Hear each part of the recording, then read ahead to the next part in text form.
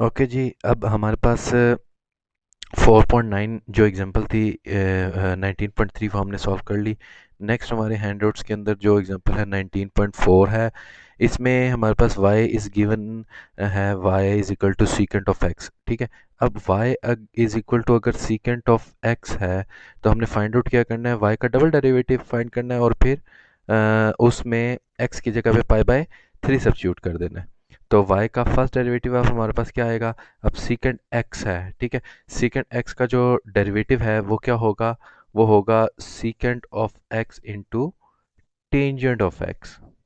Again अगर हम इसका दोबारा से डेरिवेटिव लेंगे तो ऑब्वियसली हमें प्रोडक्ट रूल अप्लाई करना पड़ेगा, यानी कि secant of x as it is derivative of a tangent x।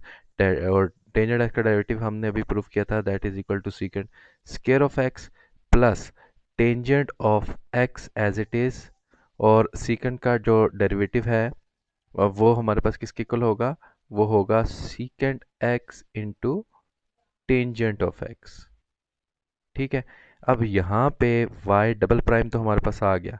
y double prime के अंदर हम सब्स्टिट्यूट क्या करेंगे, पाई बाय 3। तो हमारे पास फाइनल आंसर क्या आ जाएगा, इसको सब्स्टिट्यूट करने से वो हमारे पास आ जाएगा ये secant cube of pi by 3 आ गया। सीकेंट क्यूब कैसे आया देखे ना, ये एक सीकेंट एक्स है और ये सीकेंट एक्स है, तो दोनों मिलके आपके पास सीकेंट क्यूब एक्स आ गए। और इसी तरीके से टेंजेंट स्क्वायर ऑफ एक्स आ गया। तो यहाँ पे इसी तरीके से सब्स्टिट्यूट किया गया है। सीकेंट पाई बाय 3 का जो आंसर होता है वो 2 होता है। तो 2 का क्यूब आ गया plus 2 times of secant of pi by 3, 2 दोबारा से है। टेंजेंट स्क्वायर पाई बाय 3 है, तो pi by sine tangent of pi by 3 का जो आंसर होता है कैलकुलेटर हमें √3 देगा। तो उसका स्क्वायर है तो इसका स्क्वायर किया, तो स्क्वायर रूट जो है वो स्क्वायर से कैंसिल आउट हो गया। तो हमारे पास फाइनल आंसर 14 आ गया। ठीक है।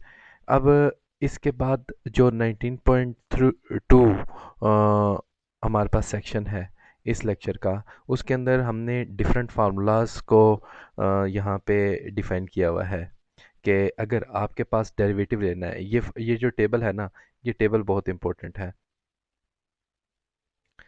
Table of derivatives.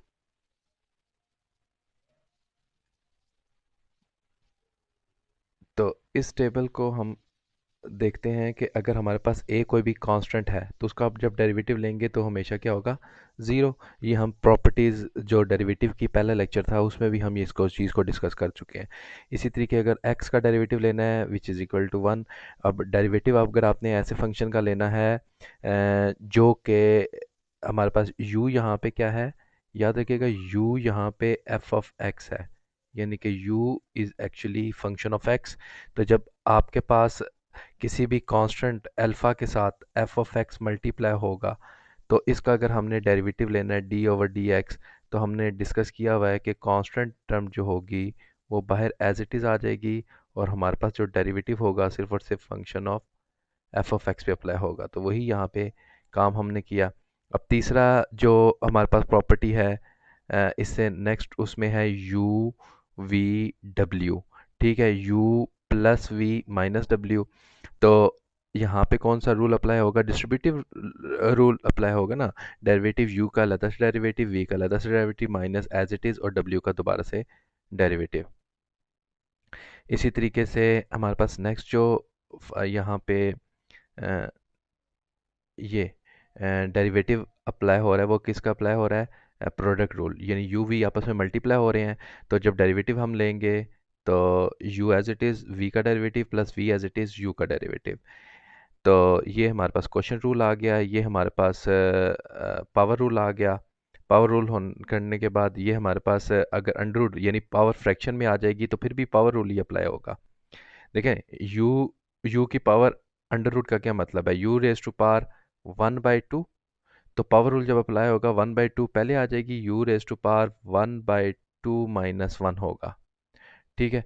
तो 1/2 माइनस वन का मतलब क्या होता है कि 1/2 यू रेज टू पावर -1/2। तो -1/2 को हम किस तरीके से लिख सकते हैं, 1/2 of under root of you.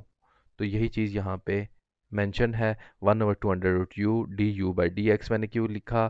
क्योंकि पावर रूल अप्लाई करने के बाद अंदर जो फंक्शन है उसका दोबारा से डेरिवेटिव, जिसको हम बोलते थे चेन रूल। ठीक है। अब इस तरीके से चेन रूल का डिटेल से हम डिस्कस करेंगे अगले लेक्चर के अंदर भी, लेकिन फ़िलहाल ये हमारे पास वही फंक्शन की अगर पावर आ जाएगी तो चेन रूल ही कहलाता है। नेक्स्ट हमारे पास एक फंक्शन है एफ, वो यू का फंक्शन है, तो उसको हमने एक्स के लिहाज से डिफरेंशिएट करना है, तो फिर क्या करेंगे? वही चेन रूल के बारे में दोबारा से ये प्रॉपर्टी है। नेचुरल लॉग ऑफ यू का जो डेरिवेटिव है वो इक्वल होगा 1/u/du/dx, और log of base A of u का जो डेरिवेटिव होगा लॉग ऑफ बेस ए ई, और 1/u du/dx। ठीक है। तो यहाँ पे ये है ई रेस्ट पावर यू। तो अगर आपके पास कोई भी एक्सपोनेंशियल फंक्शन यानी डी ओवर डी एक्स है, ई रेस टू पावर एक्स ले रहे हैं, तो वो किसके इक्वल होगा?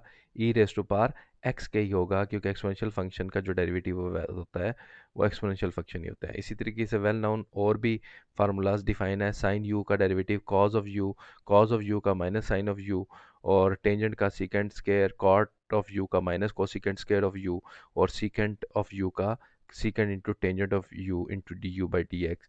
अब यू, इस वजह से मैं कह रहा हूँ कि ये यू जनरल फॉर्म में लिखा हुआ है।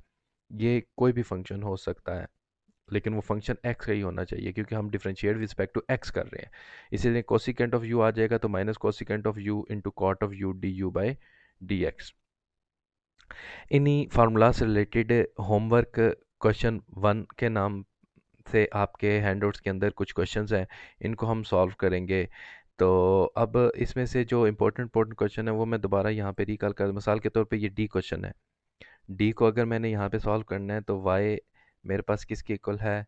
ये है secant of x over cosecant of x. यहाँ पे हम क्वोशंट रूल भी अप्लाई कर सकते हैं।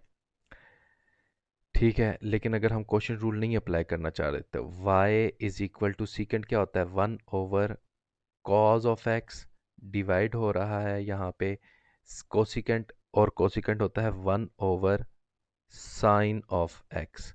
तो y किसके बराबर आ गया? 1/cos of x multiply by sine of x, क्योंकि हम डिवीजन को जब रिप्लेस करते हैं मल्टीप्लिकेशन में, तो जो साइन है यानी नेक्स्ट जो टर्म होती है उसका रेसिप्रोकल आ जाता है। तो y की वैल्यू हमारे पास क्या आ गई? Sine of x over cos of x, मतलब कि y is equal to tangent of x. तो अब हम क्वेश्चन रूल से बच गए, क्योंकि y टेंजेंट ऑफ एक्स का डेरिवेटिव हमने क्या पीछे फार्मूले के अंदर भी यानी जो टेबल है उसमें भी देखा, और हमने इसे स्पेशल प्रूव भी किया, that is equal to secant square of x. ये हमारे पास सॉल्यूशन आ गया। अब इसका देखें नीचे आंसर भी मैंने दिए हुए हैं, तो इस में आंसर हमारे पास सीकेंट स्क्वायर ऑफ एक्स इस तरीके से आता है। इसी तरीके से use the definition of a derivative of a power that d over d x is equal to cos x. ये प्रैक्टिस एक्सरसाइज है। ये आपकी एक्सरसाइज उसी तरीके से होगी जिस तरीके से मैंने जो derivative of D over d x of sine x वाले क्वेश्चन को हमने सॉल्व किया था, तो वो क्या आ गया था? कॉज ऑफ एक्स आ गया था। तो वही ए बी इनिशियो मेथड यानी ए बी इनिशियो मेथड आप अप्लाई करेंगे, यानी स्टेप 1 के अंदर आपने कंसिडर करना है एफ ऑफ एक्स और F of x plus H. फिर स्टेप 2 होगा, इन दोनों में हमने इन दोनों को माइनस कर देना है, x plus H minus F of x. और स्टेप 3 के अंदर हमारे पास क्या चीज़ आएगी? स्टेप 3 में हमने जो करना होगा वो के डिवाइडिंग बाय एच, और फाइनल स्टेप 4 के अंदर आप लिमिट लेंगे एच अप्रोचेस टू ज़ीरो, तो आपके पास जो चीज़ आ जाएगी वो एफ प्राइम ऑफ एक्स आ जाएगी। तो ये मैंने आप पे होमवर्क के लिए छोड़ा, क्योंकि सेम वही यही question same as it is हमने इससे पहले 2 वीडियोस के अंदर जो था वो प्रूफ किया था। तो आप उन्हीं लाइंस पे चलते चलते इस इक्वेशन को भी सॉल्व करें। इसी तरीके से होमवर्क जो क्वेश्चन नंबर 2 है, इसके अंदर भी हमने वाई प्राइम ही फाइंड करना है, लेकिन यहाँ पे आप ये जो ऊपर टेबल गिवन है इसको आप यूज़ करेंगे। तो ये टोटल 7 क्वेश्चंस हैं। आसान आसान क्वेश्चन है। मिसाल के तौर पे इसी में से अगर मैं क्वेश्चन नंबर 6 की बात करूं, तो हम देख रहे हैं कि y is equal to sine of x over x है। अब ये फ्रैक्शन में है, तो इसका मतलब है यहाँ पे मुझे क्या करना पड़ेगा, क्वोशंट रूल अप्लाई करना पड़ेगा। y प्राइम किसके बराबर हो जाएगा, x square as it is, x का डेरिवेटिव साइन का derivative sine x as it is, और साइन का derivative cos of x minus sine x as it is, और x का जो डेरिवेटिव होता है वो 1 होता है। तो फाइनली हमारे पास y प्राइम का जो आंसर आ गया वो x times of cos of x minus sine of x whole divided by x square आ गया। ठीक है, 6 नंबर क्वेश्चन का आंसर अगर हम यहाँ पे देखें तो वो यही है जो हमने यहाँ पे फाइंड आउट किया है। तो ये आपका जो लेक्चर है, लेक्चर नंबर 19, वो कंप्लीट हो गया। हम अगले लेक्चर में